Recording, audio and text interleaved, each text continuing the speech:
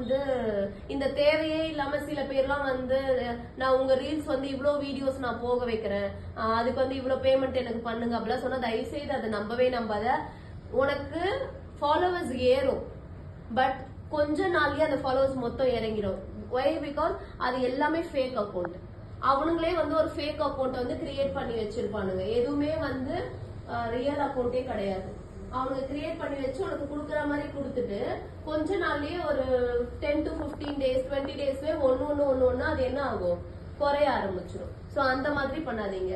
ஒரு 100 ஃபாலோவர்ஸ் இருந்தாலும் ரியல் ஃபாலோவர்ஸா இருக்கணும், சரியா? சோ அப்படி இருந்தா மட்டும்தான் ஸ்டெப்பா நீ வளர முடியும். முடிஞ்ச வரைக்கும் உங்க ஃபேஸ காமிச்சு நீங்க பேசி நிறைய வீடியோ போடுங்க. சோ அப்படி போட்டாதான் வந்து நல்ல ரீச் ஆகும். ஓகேயா? வெறும் மெஹந்தி போட்டோவையே போட்டுட்டே இருந்தா ரீச் ஆகாது. இப்ப இருக்க காலகட்டத்துல போஸ்டரா நீங்க அப்லோட் பண்ணீங்க அப்படின்னா யாருமே பாக்குறது கிடையாது.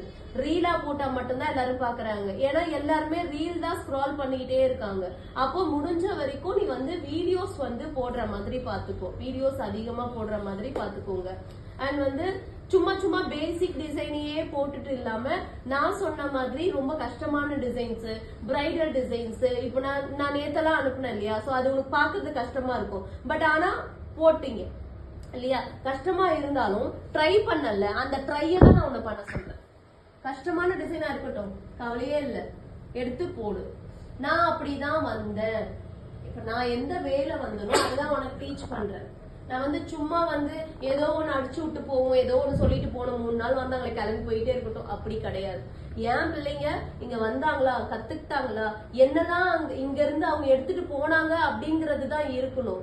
நீ லைஃப்ல எப்படி சேஞ்ச் ஆகிக்கணும். இப்ப நான் வந்து மெஹந்தி ஆர்டிஸ்டா இருக்கேன், இப்ப என் ஸ்டூடெண்ட் யாரும் என்னை விட மேல வந்துடக்கூடாது அப்படின்லாம் எனக்கு கிடையவே கிடையாது. என்னை விட நீ மேல வந்தினா எனக்கு ரொம்ப ரொம்ப சந்தோஷம். நான் பெருமையா சொல்லிப்பேன்ல, என் ஸ்டூடெண்ட் இப்படி இருக்காங்க, என் ஸ்டூடெண்ட் இப்படி. நிறைய என்னோட ஸ்டூடெண்ட்ஸ் வந்து என்னை விட அதிகமாவே சம்பாதிச்சிட்டு இருக்காங்க. அவ்வளவு சூப்பரா பண்ணிட்டு இருக்காங்க. என்ன ஷாப் வச்சிருக்காங்க, என்ன கோன் சேல் பண்றாங்க. உனக்கு ஆர்டர்ஸ் வரலையா, அந்த டைம்ல என்ன கோல்ஸ் சேல் பண்ணு, இல்ல பஞ்சாவே கொடு. பஞ்சாவே 100 கிராம் ரெடி பண்ணி பஞ்சாவே சேல்ஸ் பண்ணு. அதை எல்லாத்தையுமே பண்ணு, ப்ரமோட் பண்ணு. நான் பஞ்சாவே கொடுக்குறேன், ஹென்னா பேஸ்ட் கொடுக்குறேன், உங்களுக்கு மிக்ஸ் பண்ணியே கொடுக்குறேன், உங்களுக்கு வேணுமா, கோனா கொடுக்குறேன், உங்களுக்கு வேணுமா. அந்த மாதிரி மெஹந்தி ரிலேட்டடா நீ எந்த மாதிரி எல்லாம் ப்ரமோட் பண்ணலாம் அப்படிங்கறத உட்கார்ந்து யோசி. நான் சொன்னதான் யாரும் உனக்காக ப்ரமோட் பண்ண மாட்டாங்க. உனக்கு நீ தான் ப்ரமோட் பண்ணிக்கணும். ஓன் பிராண்ட நீ தான் அட்வர்டைஸ்மெண்ட் பண்ணணும், யாரும் பண்ண மாட்டாங்க. ஓகே? சோ இது எல்லாத்துக்கும் நீ நல்லா வந்து ஒர்க் பண்ணணும். இப்ப நான் வந்து உனக்கு இன்னைக்கு எல்லாமே சொல்லிட்டேன். என்ன சொல்லிட்டேன்? சோ எப்படி ஆரம்பிக்கணும், எப்படி முடிக்கணும். ஒரு எலிபென்ட் எடுத்தா எந்த இடத்துல ஆரம்பிச்சு எந்த இடத்துல முடிக்கணும். ஒரு பிரைட் ஆரம்பிச்சா எந்த இடத்துல சர்க்கிள்ல ஆரம்பிச்சு பன்ல முடிக்கிற, சரியா? சோ அந்த மாதிரி ஒவ்வொரு டிசைனோடைய ஃபார்முலாவை சொல்லி கொடுத்துட்டு இதுக்கப்புறம் பிராக்டிஸ் பண்ண வேண்டியது உன் கையில தான் இருக்கு. 3 நாள்ல ப்ரொஃபஷனல் ஆர்டிஸ்டா யாராலையும் ஆக முடியாது. பட் ப்ரொஃபஷனல் ஆர்டிஸ்ட் ஆகிறதுக்கான எல்லா டெக்னிக் அண்ட் ட்ரிப்ஸையும் உனக்கு கொடுத்துருக்கேன். அதை வச்சு பிராக்டிஸ் பண்ணி ஒரு 30ல இருந்து 35 நாள் ட்ரெயின் பண்ணி நீ வெளியே வரும்போது அந்த 31வது நாள் உனக்கே நல்ல டிஃபரன்ஸ் தெரியும். சோ அந்த டிஃபரன்ஸ் தெரியும் போது உனக்கே ஒரு ஆர்வம் வரும். பரவாயில்லையே, நல்ல டிஃபரன்ஸ் தெரியுது, அப்ப நம்ம இன்னும் பண்ணா என்ன அப்படின்ட்டு வரும். எனக்காக டெய்லி ஒரு டிசைன் பண்ணுங்க. All the best to all. எல்லாருமே நல்ல ஒரு மெஹந்தி ஆர்டிஸ்டா வர, நல்ல ஒரு பிசினஸ் உமனா வர நான் இப்பவே உங்களை பிளஸ் பண்ணிக்கிறேன். பிளஸ் பண்ற அளவுக்கு நான் பெரிய ஆளும் கிடையாது. ஸோ என் பிள்ளைங்க எப்பவுமே வந்து ஒரு நல்ல ஹை பொசிஷன்ல போகணும், இண்டிபெண்டா இருங்க. ஒரே ஒரு விஷயம், கிளைண்ட் கிட்ட நீங்க பேசுற விதம், கிளைண்ட் கிட்ட வந்து ரொம்ப சாஃப்டா ஹேண்டில் பண்ணணும். எந்த இடத்துலயுமே வந்து ரூடாவே பேசக்கூடாது, திமுறா பேசக்கூடாது, ஆட்டிடியூட் காட்டக்கூடாது. கிளைண்ட் கிட்ட வந்து ரொம்ப பொலைட்டா, ரொம்ப அமைதியா, பாசமா பேசி பழகுங்க.